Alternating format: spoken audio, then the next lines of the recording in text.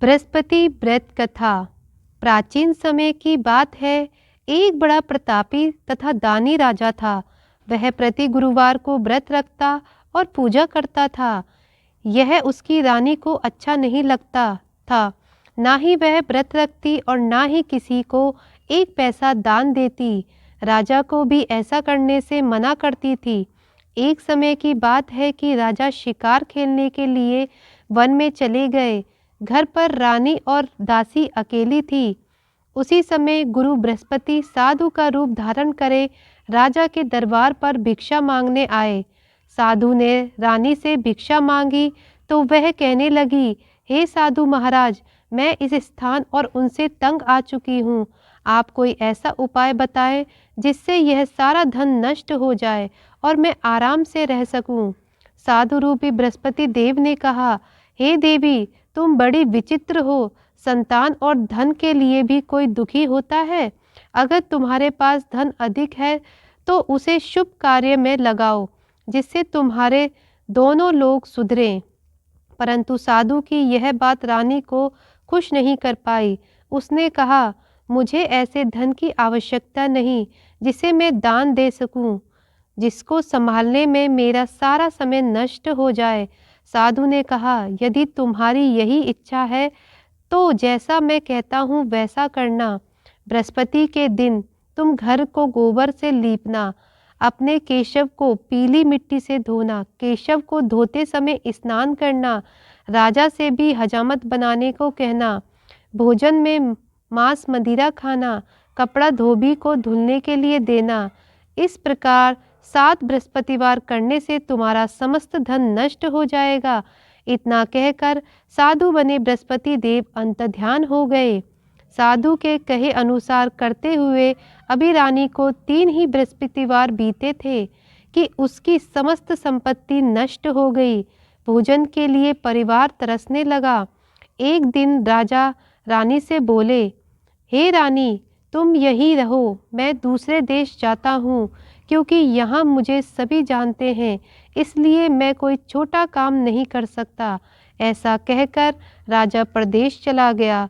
वहाँ वह जंगल से लकड़ी काट कर लाता और शहर में बेचता। इस तरह वह अपना जीवन व्यतीत करने लगा। इधर राजा के बिना रानी और दासी दुखी रहने लगी। एक समय जब रानी और दासी को 7 दिनों तक बिना भोजन के रहना पड़ा, तब रानी ने अपनी दासी से कहा, हे दासी, पास ही के नगर में मेरी बहन रहती है। वह बड़ी धनवान है, तो उसके पास जाओ और कुछ खाने को ले आओ, जिसे हमारा थोड़ा सा दिन तक गुजर बसर हो सके। दासी रानी के बहन के पास गई। उस दिन बृहस्पतिवार था। रानी की बहन उसी समय बृहस्पति की कथा सुन रही थी।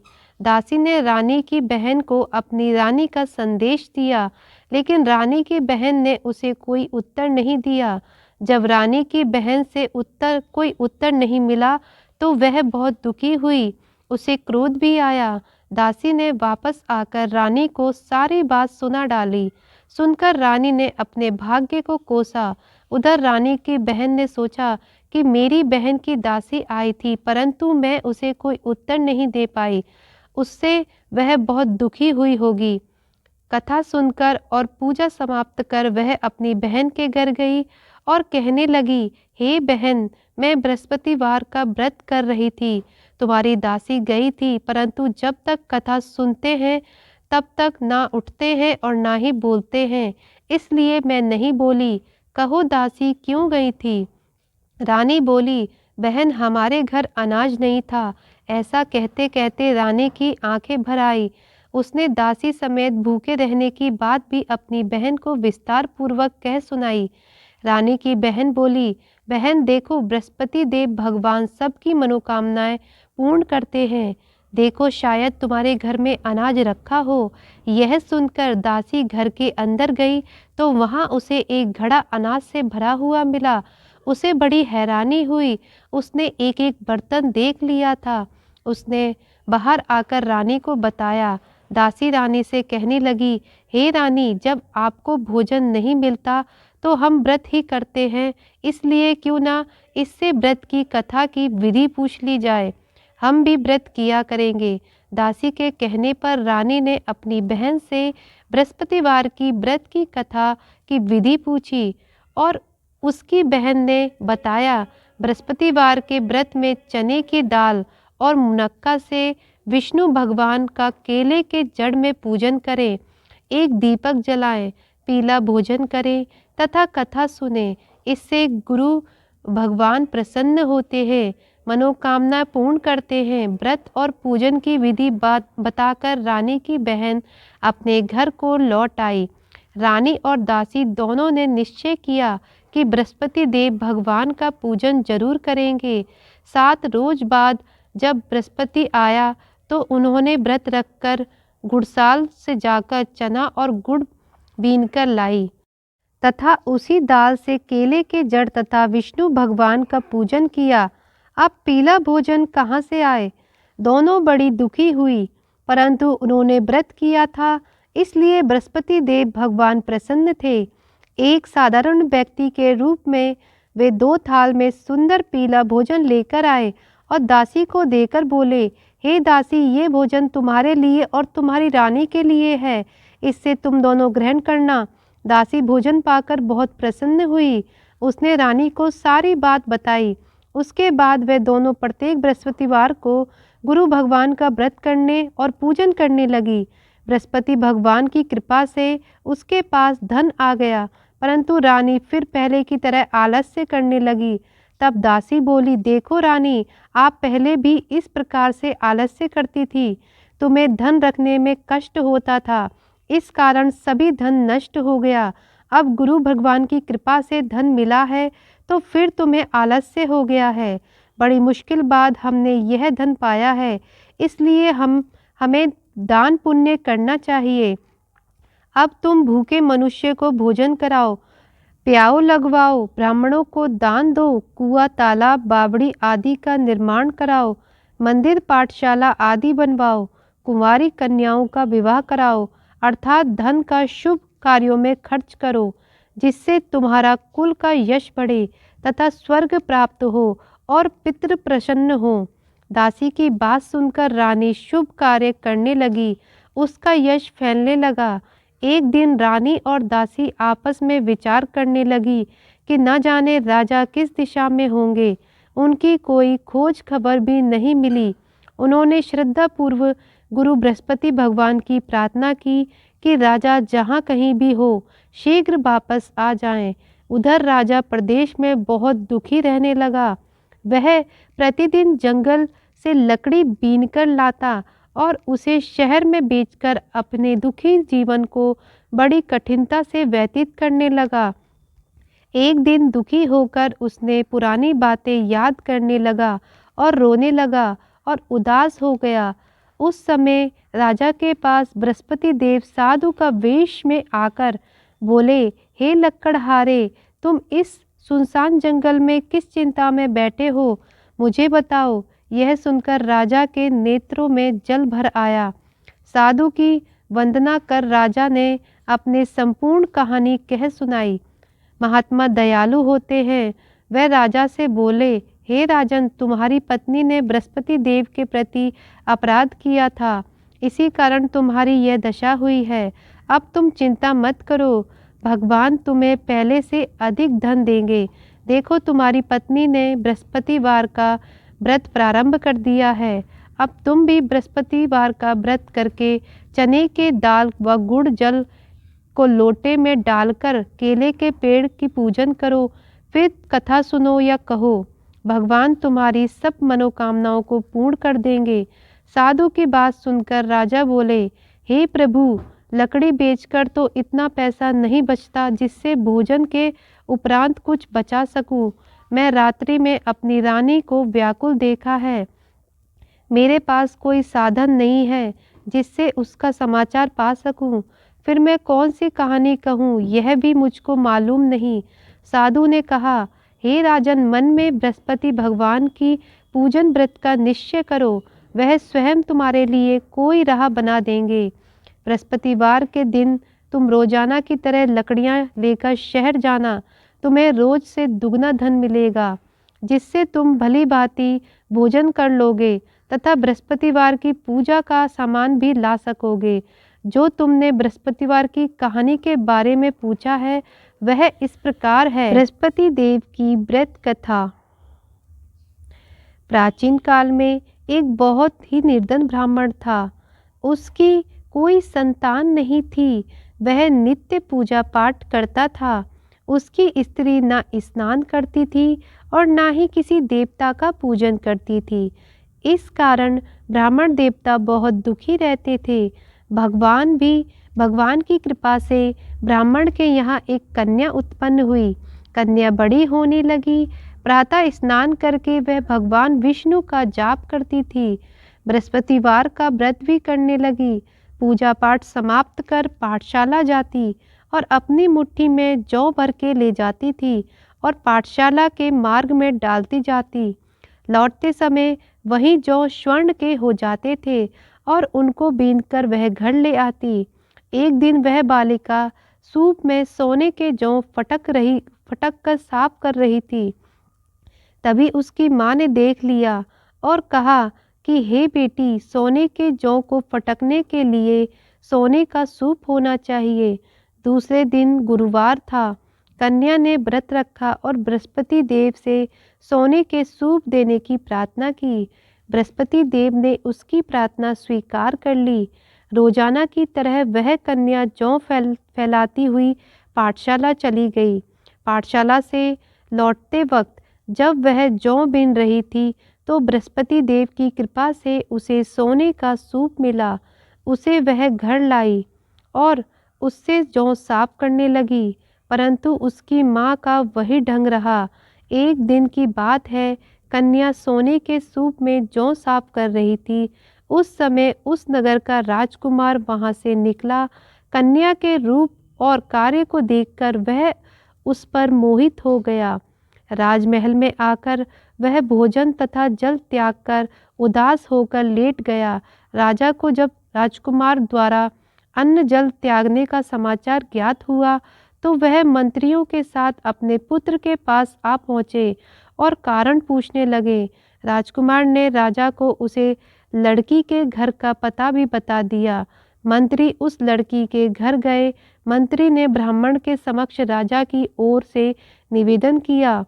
कुछ दिन बाद ब्राह्मण की कन्या का विवाह राजकुमार के साथ संपन्न हुआ। कन्या के घर से जाते ही ब्राह्मण के घर में पहले की भांति गरीबी का निवास हो गया। एक दिन दुखी होकर ब्राह्मण अपनी पुत्री से मिलने गए। बेटी ने पिता की अवस्था को देखा और अपनी माँ का हाल पूछा। ब्राह्मण ने सभी हाल विस्तार पूर्वक सुनाया। कन्या ने बहुत सा धन देकर अपने पिता को विदा कर दिया, लेकिन कुछ दिन के बाद वही हाल हो गया। ब्राह्मण फिर अपनी कन्या के यहाँ गए और सभी हाल अपनी पुत्री को कह सुनाया। पुत्री बोली, हे पिताजी, आप माताजी को यहाँ लिवा लाओ। मैं उन्हें वह विधि बता दूंगी जिससे गरीबी दूर हो जाएगी। ब्राह्मण देवता अपनी स्त्री को साथ लेकर अपनी पुत्री के पास राजमहल में पहुँचे तो पुत्री ने अपनी माँ को बहुत समझाया। वह बोली, हे माँ, तुम प्रातःकाल उठकर स्नान आदि करके विष्णु भगवान का पूजन करो तो सब दरिद्रता दूर हो जाएगी। परंतु उसकी माँ ने उसकी एक भी बात नहीं मानी। वह प्रातःकाल उठकर अपनी पुत्री की बची जूठन खा लेती थी। एक दिन उसकी पुत्री को बहुत गुस्सा आया। उसने अपनी माँ को एक कोठरी में बंद कर दिया। प्रातः उसे स्नान आदि करके पूजा पाठ करवाया तो उसे उसकी माँ की बुद्धि ठीक हो गई। इसके बाद वह नियम से पूजा पाठ करने लगी और प्रत्येक बृहस्पतिवार को व्रत भी करने लगी। इस व्रत के प्रभाव से मृत्यु के बाद वह स्वर्ग को प्राप्त हुई। वह ब्राह्मण देवता भी सुखपूर्वक इस लोक का सुख भोग कर अपने स्वर्ग को प्राप्त हुए। इस तरह कहानी कहकर साधु बने देवता वहाँ से अंतर्ध्यान हो गए। धीरे धीरे समय व्यतीत होने पर फिर बृहस्पतिवार का दिन आया। राजा जंगल से लकड़ी काटकर शहर में बेचने गया। उसे उस दिन और दिनों से अधिक धन मिला। राजा ने चना गुड़ आदि लाकर बृहस्पतिवार का व्रत किया। उस दिन से उससे उसके सभी कलेश दूर हो गए। परंतु जब अगली गुरुवार का दिन आया तो राजा बृहस्पतिवार का व्रत करना भूल गया। इस कारण बृहस्पति भगवान नाराज हो गए। उस दिन उस नगर के राजा ने विशाल यज्ञ का आयोजन किया था तथा उसके समस्त राज्य में घोषणा करवा दी थी कि सभी मेरे घर भोजन करने आए, किसी के घर चूल्हा ना जले। इस आज्ञा को जो ना मानेगा उसको फांसी दे दी जाएगी। राजा की आज्ञा अनुसार राज्य के सभी लोग राजा के घर में भोजन सम्मिलित होने के लिए चले गए, लेकिन लक्कड़हारा कुछ देर से पहुंचा, इसलिए राजा उसको अपने साथ महल ले गए।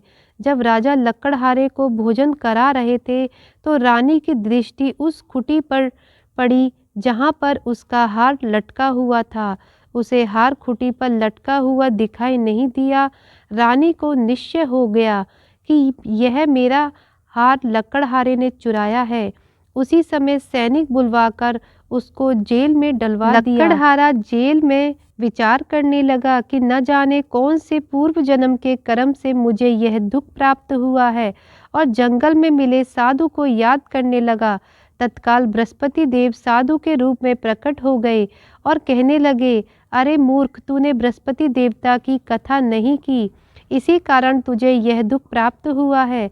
अब चिंता मत कर, बृहस्पतिवार के दिन जेल खाने के दरवाजे पर तुझे 4 पैसे पड़े मिलेंगे। उससे तो बृहस्पति की पूजा करना, तेरे सभी कष्ट दूर हो जाएंगे। अगले बृहस्पतिवार को उसे जेल के दरवाजे पर 4 पैसे पड़े मिले। राजा ने पूजा का सामान मंगवाकर कथा कही और प्रसाद बांटा। उसी रात्रि में बृहस्पति देव ने उस नगर के राजा को स्वप्न में कहा, हे राजा, तूने जिसे जेल में बंद किया है उसे कल छोड़ देना, वह निर्दोष है। राजा प्रातःकाल उठा और खुटी पर हार टंगा देखकर लक्कड़हारे को बुलवाकर क्षमा मांगी तथा राजा के योग्य सुंदर वस्त्र आभूषण भेंट कर उसे विदा किया। गुरुदेव की आज्ञा अनुसार राजा अपने नगर को चला गया। राजा जब नगर के निकट पहुंचा तो उसे बड़ा ही आश्चर्य हुआ। नगर में पहले से अधिक बाग, तालाब और कुएं तथा बहुत से धर्मशालाएं, मंदिर आदि बने हुए थे। राजा ने पूछा कि यह किसका बाग है और धर्मशाला है। तब नगर के सब लोग कहने लगे, यह सब रानी और दासी द्वारा बनवाया गया है। राजा को आश्चर्य हुआ और गुस्सा भी आया कि उसकी अनुपस्थिति में रानी के पास इतना धन कहाँ से आया। जब रानी ने यह खबर सुनी कि राजा आ रहे हैं तो उसे अपनी दासी से कहा, हे दासी, देख राजा हमको कितनी बुरी हालत में छोड़कर गए थे, वह हमारी ऐसी हालत देखकर लौट न जाएं, इसलिए तो दरवाजे पर खड़ी हो जा। रानी की आज्ञा अनुसार दासी दरवाजे पर खड़ी हो गई और जब राजा आए तो उन्हें अपने साथ महल में लिवा लाई। तब राजा ने क्रोध करके अपनी तलवार निकाली और पूछने लगा, बताओ यह धन तुम्हें कहाँ से प्राप्त हुआ। तब रानी ने सारी कथा कह सुनाई। राजा ने निश्चय किया कि मैं रोजाना दिन में 3 बार कहानी कहा करूँगा और व्रत किया करूँगा। अब हर समय राजा के दुपट्टे में चने की दाल बनी रहती और वह दिन में 3 बार कथा किया करते थे। एक रोज राजा ने विचार किया कि चलो अपनी बहन के यहाँ हो आऊं। इस तरह का निश्चय कर राजा घोड़े पर सवार हो अपनी बहन के यहाँ चल दिए। मार्ग में उन्होंने देखा कि कुछ आदमी एक मुर्दे को ले जा रहे थे। उन्हें रोककर राजा कहने लगा, अरे भाइयों, मेरी बृहस्पतिवार की कथा सुन लो। वह बोले, लो, हमारा तो एक आदमी मर गया है, इसको अपनी कथा की पड़ी है। परंतु कुछ आदमी बोले, अच्छा कहो, हम तुम्हारी कथा भी सुनेंगे। राजा ने दाल निकाल और कथा कहानी शुरू कर दी। जब कथा आधी हुई तो मुर्दा हिलने लगा और जब कथा समाप्त हुई तो राम राम करके मुर्दा उठकर खड़ा हो गया। राजा आगे बढ़ा, उसे चलते चलते शाम हो गई। आगे मार्ग में उसे एक किसान खेत में हल चलाता मिला। राजा ने उसे कथा सुनने का आग्रह किया, लेकिन वह नहीं माना। राजा आगे चल दिया। राजा के हटते ही बैल पछाड़ खाकर गिर गए तथा किसान के पेट में बहुत जोर से दर्द होने लगा। उसी समय किसान की माँ रोटी लेकर आई। उसने यह सब देखा तो अपने पुत्र का सब हाल पूछा। बेटे ने सभी हाल कह बताया। बुढ़िया दौड़ी दौड़ी उस घुड़सवार के पास पहुंची और उससे बोली, मैं तेरी कथा सुनूंगी, तू अपनी कथा मेरे खेत में चलकर कहना। राजा ने लौटकर बुढ़िया के खेत में जाकर कथा कही, जिससे सुनते ही बैल खड़े हो गए तथा किसान के पेट का दर्द भी बंद हो गया। राजा अपनी बहन के घर पहुंचा। बहन ने भाई की खूब मेहमानदारी की। दूसरे रोज प्रातःकाल राजा जागा तो वह देखने लगा कि सब लोग भोजन कर रहे हैं। राजा ने अपनी बहन से जब पूछा, कोई ऐसा मनुष्य है जिसने भोजन नहीं किया हो, तो मेरे बृहस्पति भगवान की कथा सुन ले। बहन बोली, हे भैया, यह देश ऐसा ही है। यहाँ सब लोग पहले भोजन करते हैं, बाद में कोई अन्य काम करते हैं। फिर वह एक कुमार के घर गई जिसका लड़का बीमार था। उसे मालूम हुआ कि उसके यहाँ 3 दिन से किसी ने भी भोजन नहीं किया है। रानी ने अपने भाई की कथा सुनने के लिए कुमार को कहा। वह तैयार हो गया। राजा ने जाकर बृहस्पतिवार की कथा कही, जिसे सुनकर उसका लड़का ठीक हो गया। अब तो राजा की प्रशंसा होने लगी। एक दिन राजा ने अपनी बहन से कहा, हे बहन, मैं अब अपने घर को जाऊंगा, तुम भी तैयार हो जाओ। राजा की बहन ने अपनी सास से अपने भाई के घर जाने की आज्ञा मांगी। सास बोली, हाँ चली जा, मगर अपने लड़के को मत ले जाना, क्योंकि तेरा भाई की कोई संतान नहीं है। बहन ने अपने भाई से कहा, भैया मैं तो चलूंगी, परंतु बालक नहीं जाएगा। अपने बहन को छोड़कर दुखी मन से राजा अपनी नगर को वापस लौट आया। राजा ने अपनी रानी को सारी कथा कह सुनाई। बिना भोजन किए वह सैया पर लेट गया। रानी बोली, हे प्रभु, बृहस्पति देव ने हमें सब कुछ दिया है, वह हमें संतान भी अवश्य देंगे। उसी रात बृहस्पति देव ने राजा को स्वप्न में कहा, हे राजा, उठ, सभी सोच त्याग दे, तेरी रानी गर्भवती है। राजा ने यह जानकर बड़ी खुशी हुई। 9वें महीने रानी के गर्भ से एक सुंदर पुत्र पैदा हुआ। तब राजा ने बोला, हे रानी, स्त्री बिना भोजन के रह सकती है, परंतु बिना कहे नहीं रह सकती। जब मेरी बहन आए तो तुम उससे कुछ मत कहना। रानी ने हाँ कर दी। जब राजा की बहन ने यह शुभ समाचार सुना तो वह बहुत खुश हुई और बधाई देने के लिए भाई के यहाँ आई। रानी ने तब उसे आने का उलाहना दिया। जब भाई आपके साथ ला रहे थे तब टाल गई, उसके साथ ना आई, और आज अपने आप ही भागी भागी बिना बुलाए आ गई। तो राजा की बहन बोली, भाई मैं इस प्रकार ना कहती तो तुम्हारे घर औलाद कैसे होती। बृहस्पति देव सभी मनोकामनाओं को पूर्ण करते हैं। जो सद्भावना पूर्वक बृहस्पतिवार का व्रत करता है एवं कथा पढ़ता है तथा सुनता है और दूसरों को सुनाता है, बृहस्पति देव उसकी सभी मनोकामनाओं को पूर्ण करते हैं, उसकी सदैव रक्षा करते हैं। जो संसार में सद्भावना से गुरुदेव का पूजन करते हैं एवं व्रत सच्चे हृदय से करते हैं, उनकी सभी मनोकामनाएं वैसे ही पूर्ण होती हैं जैसे सच्ची भावना से रानी और राजा ने बृहस्पतिवार की कथा का गुणगान किया तो उनकी सभी मनोकामनाएं बृहस्पति देव ने पूर्ण की। अनजाने में भी बृहस्पति देव की उपेक्षा ना करें, ऐसा करने से सुख शांति नष्ट हो जाती है। इसलिए सबको कथा सुनने के बाद प्रसाद लेकर जाना चाहिए। हृदय में उनका मनन करते हुए जयकारा बोलना चाहिए। बोलिए श्री बृहस्पति भगवान की जय। बोलिए श्री विष्णु भगवान की जय। भक्तों, ऐसी ही वीडियो के लिए आप हमारे चैनल को सब्सक्राइब करें। आपको हमारी कथाएं कैसी लगे कमेंट बॉक्स में ज़रूर बताएं। अगर आपको हमारी कथाएं अच्छी लगी हो तो इसे लाइक करें और ज़्यादा से ज़्यादा शेयर भी करें। अब मिलते हैं अगली वीडियो के साथ, तब तक के लिए श्री हरि विष्णुआय नमः।